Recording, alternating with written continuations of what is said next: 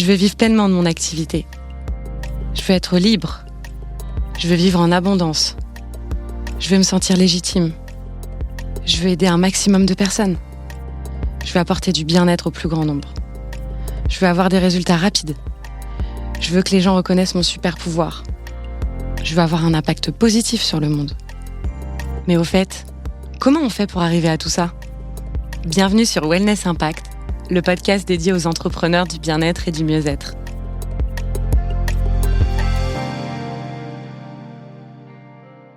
Hello, hello ! Ah, ça fait longtemps que j'avais pas fait d'épisode hors série. Alors aujourd'hui, si tu débarques sur le podcast, les épisodes hors série, c'est pas des épisodes comme les autres. C'est un épisode où je vous parle pas de stratégie, d'un sujet en particulier, de croissance, de business model, de visibilité, tout ça. Je vous parle un peu plus de moi. C'est un petit peu mon journal intime. Et comme j'avais dit, j'aimerais bien vous parler de ce qui s'est passé ces derniers mois, de la tempête.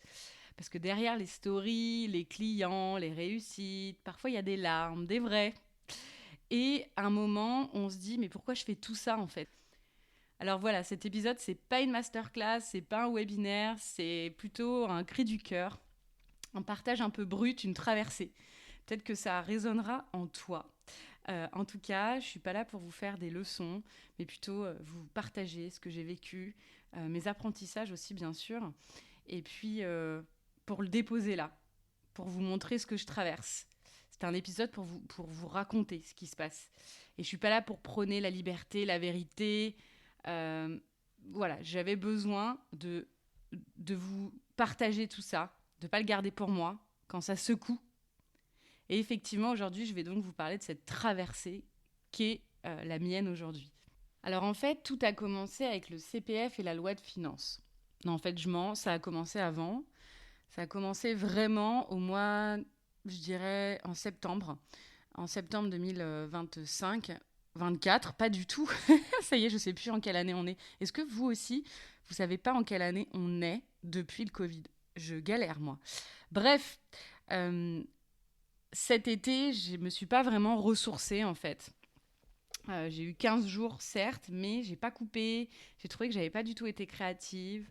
D'habitude, quand je suis en vacances, ça me permet d'imaginer des choses, d'imaginer des projets, d'avoir des idées. Et là, que dalle. J'avais rien, j'étais lessivée. J'avais pas pris le temps, en fait, pendant l'année, d'avoir des moments off.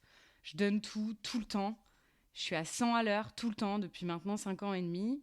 Et donc, en fait, cette traversée un peu compliquée, cette tempête, elle a commencé vraiment, vraiment depuis septembre, où j'ai commencé à avoir des pépins de santé. Alors, je vous rassure, rien de grave, mais voilà, je voyais des signes de surmenage hyper élevés qui revenaient, que j'avais décidé d'ailleurs de traiter avec mon premier burn-out.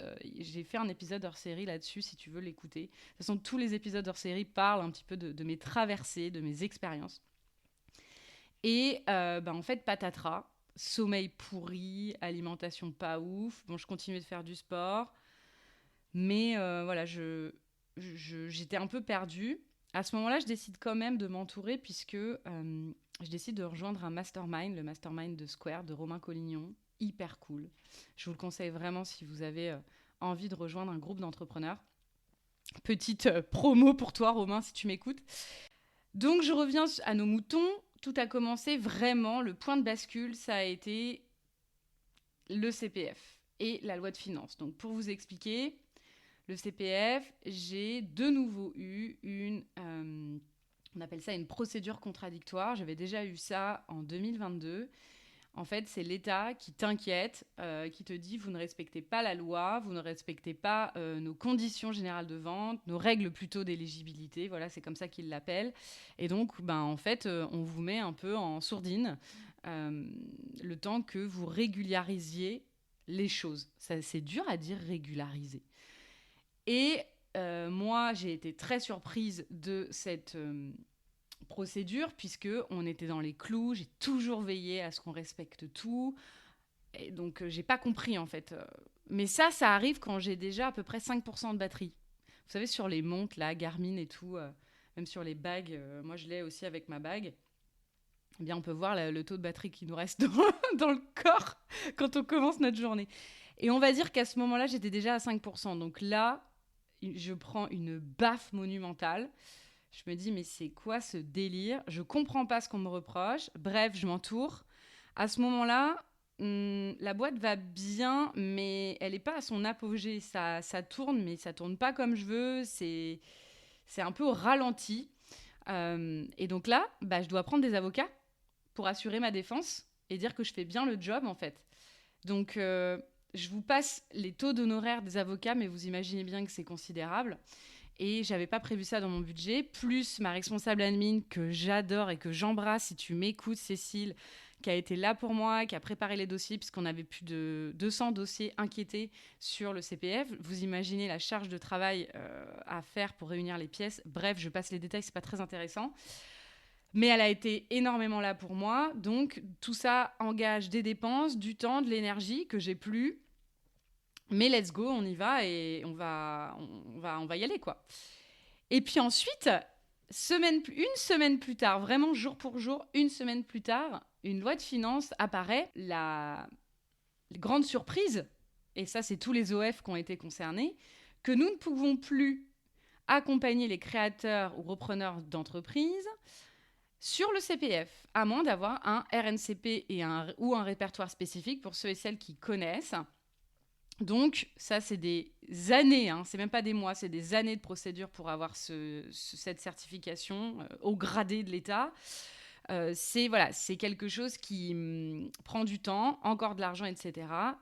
Mais à ce moment-là, cette loi, elle est abrogée. Ça veut dire qu'elle est publiée au journal officiel, en fait, elle n'est pas rétroactive et qu'au fait, dès que la loi sort, qu'elle est publiée au journal officiel, elle est exécutée. C'est-à-dire que ce qui s'est passé, c'est que le 16 février dernier, eh bien, tous les OF qui étaient sur l'ACRE, accompagnement en création et reprise d'entreprise, ont été virés du jour au lendemain, sans courrier, rien. Enfin, ils nous ont fait un courrier 3 jours plus tard. Donc, vous imaginez bien la colère. Et d'ailleurs, j'en ai peu entendu parler, honnêtement. Il n'y a pas eu trop de bruit sur les directeurs et directrices d'OF qui étaient sur ce credo-là. Ça n'a pas fait trop de bruit, en tout cas de mon prisme à moi. J'ai été très étonnée parce que ça fait clairement des jobs en moins. J'avais quand même une CDI, des jobs en moins, du chiffre d'affaires en moins, donc des boîtes qui crèvent. Donc voilà la réalité de l'envers du décor. C'est des boîtes en fait qui doivent arrêter leur activité alors qu'elles faisaient du CA, alors que ça tournait, alors qu'elles font un bon job. Et on se retrouve en fait sans pouvoir avoir de financement CPF. Donc, moi, à ce moment-là, ça représente 90% de mon chiffre d'affaires, le CPF. Donc, autant vous dire que ça a été un tremblement de terre, et pas que pour moi, mais pour tous les OF français, en fait. C'est pour ça que je suis étonnée que ça n'ait pas fait plus de bruit. Mais bref, ça a été un coup de massue énorme. Vous imaginez que, comme je vous l'ai dit, c'était 80% du chiffre d'affaires. Donc, février, en fait, déjà, ça a commencé en janvier quand j'ai eu la procédure, puisqu'on a tout stoppé pour rester dans les clous et montrer que on avait pris en toute connaissance de cause l'inquiétude de l'État, et on avait tout stoppé en fait. Donc là, j'ai dû rappeler des clients pour leur dire non, je ne peux pas accepter votre dossier. Enfin, franchement, je vous passe les détails, mais ça m'a pris un temps fou, une énergie folle et beaucoup d'argent dépensé pour cette procédure-là. Et pour la suivante, vous allez donc le comprendre assez vite.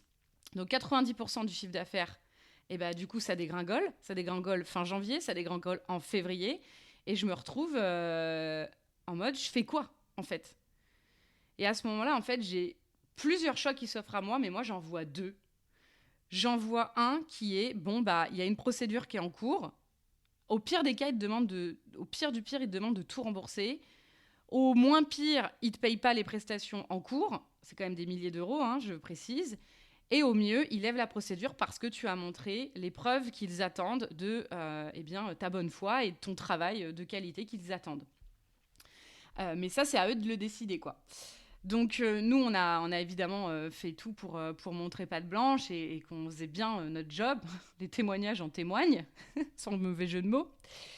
Et donc, j'ai deux choix, en fait, qui s'offrent à moi. Soit, si remboursement égale liquidation égale j'ai plus d'entreprise. Soit, on va être positive, loi de l'attraction, on attire ce qu'on désire et ça va bien se passer. Donc moi, je décide déjà de me dire, ok, let's go, ça va bien se passer et ça va le faire. Sauf qu'à ce moment-là, je vous rappelle encore que moi, j'ai rarement vendu sans CPF. Des offres qui sont en plus, à plus de aujourd'hui 4 000 euros. Donc, c'était assez important. Donc, en fait, je décide à ce moment-là de switcher totalement de business model. Donc, de modèle économique en français, mais je pense que vous savez exactement de quoi je parle. Et à ce moment-là, donc je switch, sauf que mon équipe en place. Donc je me dis, faut que je switch de business model. Mais j'ai une énergie pourrie. Vraiment, c'est pas la fiesta. Je suis au bout du rouleau. Je mange plus. Je pleure tous les jours. J'ai vraiment une énergie pourrie. Et ça aussi, c'est important que je vous le dise, ça se propage en fait, et ça s'est propagé sur mon équipe. J'arrivais plus, moi, à apporter quoi que ce soit. Je me disais, mais c'est quoi ce bazar, en fait ? Donc forcément, mon énergie insufflée négative est très basse. Forcément, ça se fait ressentir sur ton équipe, en fait, quand on a une. Et on n'a rien sans rien. Hein. Enfin, on a ce qu'on vibre. Et ça, faut pas l'oublier. Donc, je pense que je suis aussi responsable de l'enchaînement des merdes que j'ai eues juste après. Et c'est ce que je vais vous raconter. Donc, il y a ce contexte. Moi, je me dis, ok, faut que je revoie mon business model. J'ai pas le choix, ou alors j'arrête, mais j'avais pas envie d'arrêter. Et à ce moment-là, le mastermind dans lequel je suis joue un rôle clé. C'est que j'ai beaucoup de gens autour de moi qui vendent des accompagnements, du coaching, etc., sans CPF et qui me disent toutes et tous, c'est une opportunité, Léa, tu vas y arriver. Tu vas arriver à t'affranchir du CPF et ça va le faire, quoi. Donc moi, j'écoute, mais à ce moment-là, franchement, je vous cache pas que c'est compliqué pour moi de me dire, c'est possible, en fait. Mais bon, je me dis, d'autres l'ont fait, pourquoi pas moi, avec toute l'énergie et tout ce que j'investis en temps, en énergie, en argent dans Coplenny, ça va le faire. Voilà, j'ai ma petite voix qui me dit, ça va le faire. Je vous cache pas aussi qu'à ce moment-là, je tire beaucoup de cartes du tarot. Je regarde beaucoup ce qui va se passer et le tarot me dit en permanence, je parle du tarot de Marseille ici, que je vais y arriver. Que ça va être dur, mais que je vais y arriver. Donc moi, je me dis, c'est un truc, c'est peut-être un placebo, mais je m'en fous, en fait. Je l'écoute et j'y vais, quoi. Donc dans le même temps, on est une dizaine dans l'équipe. Et je dois annoncer tout ça, évidemment, je vous rappelle mon énergie qui est pourrie, donc j'insuffle tout ça et forcément ça fout un peu le bazar. Et donc à ce moment-là, ça se met à merdouiller dans mon équipe. J'ai des erreurs de membres de mon équipe qui sont assez fatales, qui m'ont coûté beaucoup de temps et d'argent surtout, qui me prennent la tête. Mais comme souvent, c'est moi qui encaisse, puisque c'est moi qui dois gérer le bateau derrière, c'est moi qui dois gérer les merdes. Désolée, j'utilise beaucoup le mot merde. Désolée pour mon argot, mais j'ai pas le choix que d'utiliser ça, parce qu'il n'y a pas plus grand comme terme que ça. Donc voilà, j'ai des erreurs de mon équipe. Dans le même temps, je décide aussi de m'entourer, et j'avais déjà commencé à le faire, de gens qui sont compétents. De gens qui savent mieux faire que moi, de gens qui sont calés, qui sont structurés, qui y vont, qui sont des pontes, en fait. Et j'avais déjà commencé au mois de novembre, et je continue. Donc, je décide d'onboarder, donc d'accueillir, de recruter des profils, et j'en fais 5. Et très vite, j'offboard, c'est-à-dire que je remercie des personnes ou des personnes partent, 3 personnes sur ces 5 personnes.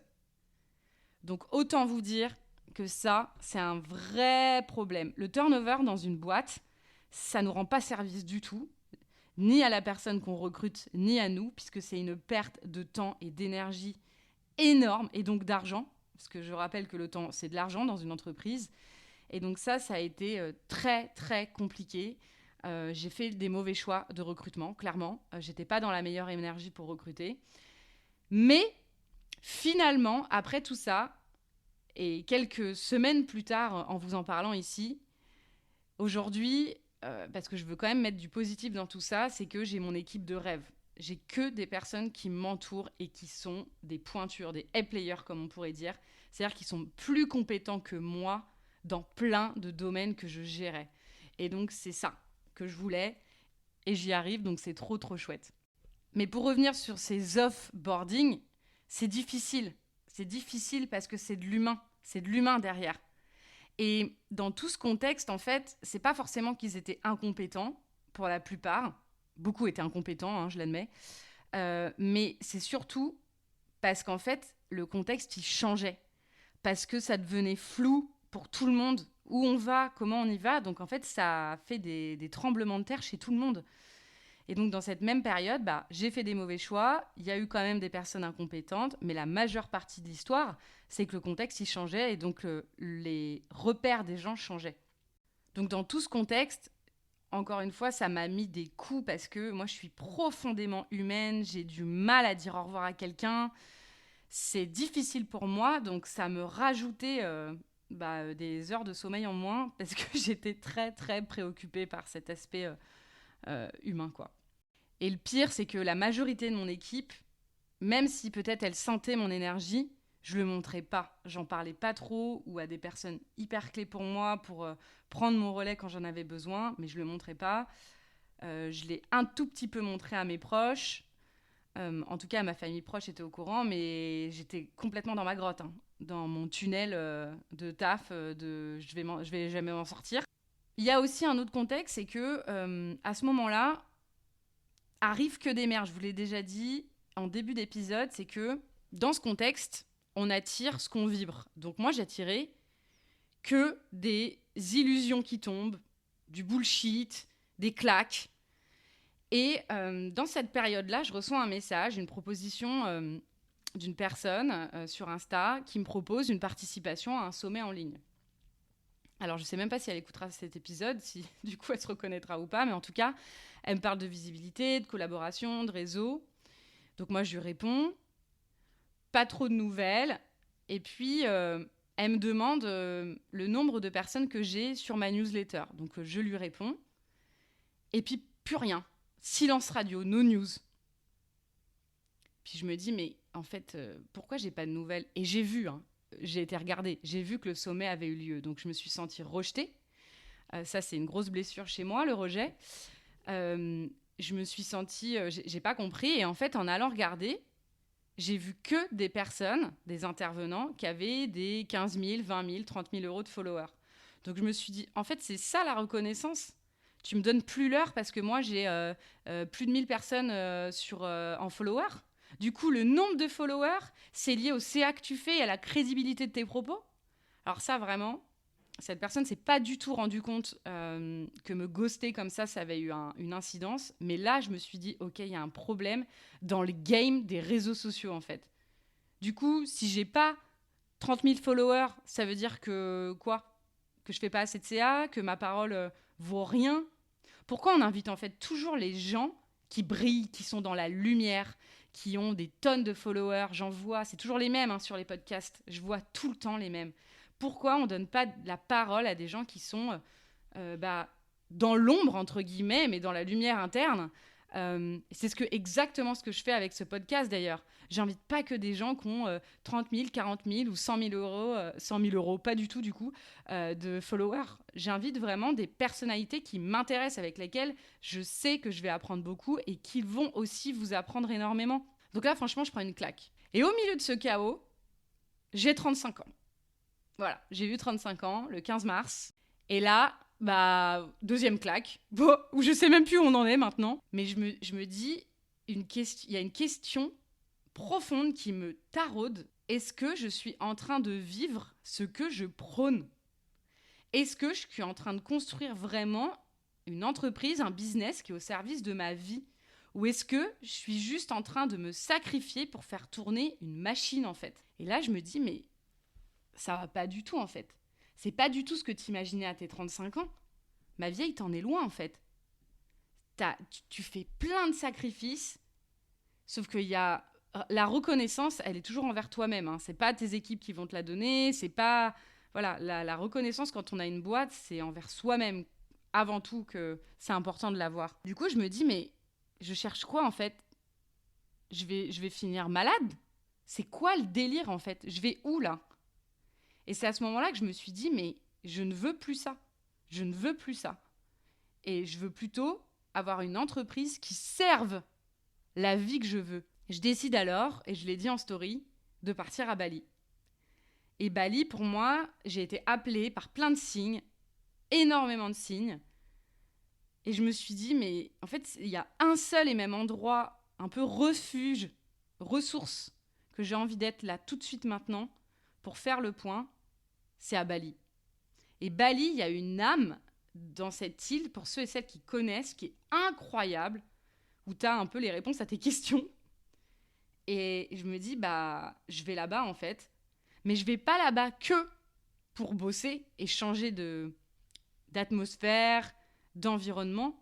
Mais je vais aussi là-bas pour me ressourcer. Et juste pas me ressourcer en mode, je fais une méditation par semaine et une sieste par semaine, des trucs anecdotiques. Non, j'y vais, je fais un vrai break d'1 mois. Et le mois d'après, je bosse de là-bas en mode digital nomade, parce que ça faisait longtemps que je convoitais de pouvoir faire ça. Donc je me dis, let's go, je pars 2 mois et let's go. Et donc les gens commencent à me poser des questions sur mes projets de voyage, etc. Et je leur dis que j'ai décidé de partir à Bali pendant 2 mois. Et en fait, on commence à me dire, je reçois beaucoup de « t'as trop de la chance, toi », avec des regards accusateurs, de jaloux, dis donc, mais tout de suite on me dit, mais comment tu vas faire financièrement?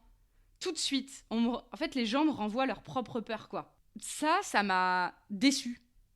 Ça m'a déçue parce que j'ai pas de chance, en fait. La chance, je la provoque toute la journée, toutes les heures, toutes les minutes, toutes les nuits.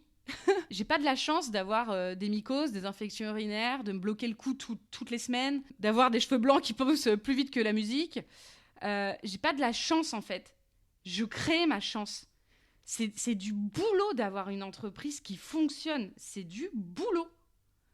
Donc, je comprends pas. À ce moment-là, je suis déçue, et pas de certaines personnes, juste du contexte et de l'être humain, en fait. Pourquoi on jalouse tout le temps ceux qui réussissent? Mais t'as vu ce que je me tape depuis 5 ans et demi, en fait? À quel moment je pense à moi? Stop les sacrifices, en fait. Stop les sacrifices. Mais évidemment, mes proches, les gens qui m'aiment et que j'aime, sont dans une énergie de joie, me disent « mais oui, t'as trop raison ». Enfin voilà, là je parle vraiment des personnes un peu moins proches de moi. Ce virage, en fait, c'est un peu quand t'as plus le choix que de te choisir. Et c'est ce que cette période, elle m'a appris. C'est que ma santé mentale, ma joie de vivre que j'avais, mes désirs, mes rêves, ça passe avant tout. Avant mon entreprise, avant mon image, avant tout. Alors, j'ai vraiment décidé d'arrêter de subir et de survivre. Et pour ça, et pour notamment mon départ à Bali, je mets en place des process, je structure mon équipe pour de vrai, je recrute, comme je vous l'ai dit, des profils experts pour m'épauler. Et j'ai surtout arrêté de me voiler la face, de faire semblant.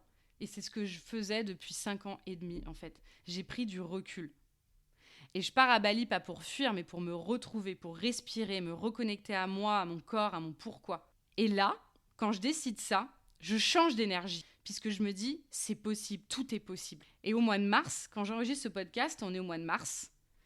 Et le mois de mars, c'est extrêmement bien passé au niveau vente. On n'a jamais vendu autant sans CPF. J'ai une équipe qui est formidable, qui m'épaule, qui est créative, parce que aussi, j'ai réinsufflé cette énergie, cette vraie énergie positive. Donc quand tu retrouves ta vision, ton alignement, que tu t'entoures, tu peux tout construire. Et surtout, et avant tout, quand tu y crois. Quand tu crois que c'est possible et que tu fais tout pour que ce soit possible. Encore une fois, c'est pas de la chance. Pour revenir sur un point, tout à l'heure, je vous disais que je me sentais seule, malgré que je suis hyper bien entourée, malgré que j'ai un mastermind. Et en fait, je me suis sentie seule avec ma connerie, en fait, de « mais qu'est-ce que tu es en train de faire, en fait ?» Il y avait personne pour m'aider. Évidemment, parce que la personne qui peut t'aider, c'est toi-même. Et cette solitude, elle a été hyper difficile. Et j'avoue quand même, de manière très honnête, que j'ai ressenti que quand t'es dans la merde, que t'as besoin de soutien, il n'y a pas grand monde, je parle entre entrepreneurs. vraiment, qui est là pour toi. Donc, j'ai quand même envie de vous donner quelques punchlines que cette période m'a laissées, comme des tatouages de ce que j'oublierai pas. Déjà, c'est stop les sacrifices. Je me fais passer en premier maintenant. C'est pas mon business qui me définit, c'est la façon dont je vis. Ma santé mentale est mon vrai capital. Je ne suis pas une guerrière, je suis une femme hypersensible et c'est assez. Et c'est OK. Un business aligné, ce n'est pas une phrase LinkedIn, c'est une exigence intérieure. Et j'ai quand même quelques merci à faire. Voilà pas que je vais me mettre à pleurer quand même. Première fois sur Wellness Impact. Mais j'ai beaucoup de merci à faire parce que j'ai vraiment eu des personnes formidables pour m'accompagner sur cette période qui n'est pas encore, mes larmes en témoignent, terminée. Mais merci à Aurélie, à Sandra, à Pauline, à d'autres du Mastermind aussi qui ont été formidables avec moi et avec qui j'ai passé du temps à discuter. Aux membres de mon équipe et toute l'équipe en fait qui a été aujourd'hui au top avec moi, hyper bienveillant. À mes proches qui ont pas forcément compris parce que je suis toujours en train d'organiser des choses et là j'étais vraiment dans ma grotte. Voilà, et encore une fois, merci à mon équipe. Et puis, en fait, j'ai envie de me remercier moi parce que j'ai rien lâché. J'ai rien lâché. Ça fait 5 ans et demi que je lâche rien. Donc, quelque part, j'ai envie de me remercier, en fait. Je le fais jamais. Je suis dans le tourbillon. Vous savez très bien, quand on développe une boîte, on a peu de gratitude pour nous-mêmes et c'est bien dommage d'ailleurs. Donc, en conclusion, même si je me suis sentie très seule dans cette période, même si j'étais entourée, j'ai douté de tout. Mais aujourd'hui, je sais pourquoi je fais tout ça. Pas pour grossir à tout prix, faire de la croissance, mais pour construire quelque chose qui me ressemble, pour vivre libre, pleinement, et accompagner d'autres femmes à faire pareil. Alors, petit message pour toi, si tu vis un moment de flou, si tu t'interroges, si tu pleures en cachette, t'es pas seule et t'as le droit de ralentir, de t'écouter, de changer, de dire « foutez-moi la paix ». Parce que ce qu'on est en train de faire, nous les entrepreneurs, surtout dans le monde du bien-être, c'est pas juste bosser à notre compte, c'est réapprendre à vivre à notre rythme avec du sens. Et ça, c'est plus que légitime, c'est vital. Merci beaucoup de m'avoir écouté. Et si tu as aimé un petit peu l'épisode, tu peux me laisser une petite étoile. Ce sera l'étoile de la joie et l'étoile de la lumière. À très vite. Merci d'avoir écouté cet épisode. J'espère qu'il saura t'aider et t'éclairer. N'hésite pas à le diffuser à un maximum de personnes. Et n'oublie pas de t'abonner sur mon compte Instagram léa.misspoulet. À bientôt!